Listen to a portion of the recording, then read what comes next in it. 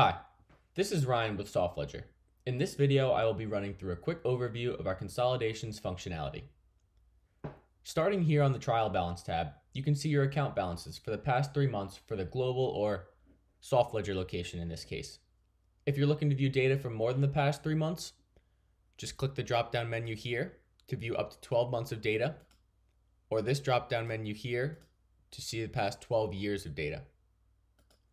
If we select another location, San Francisco for instance, all reports will update to only show entities for the San Francisco location. Then we select San Francisco's parent, which is the United States, and consolidate at that level.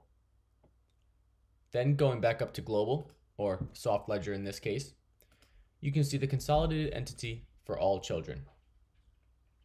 Next, let's take a look at financials. Here you can select the drop-down menu of your various custom reports. We'll use balance sheet for this example. Each report group on the left is customizable when making these reports, and you can choose which ledger accounts you map to each line as well. That concludes our overview of consolidations in SoftLedger.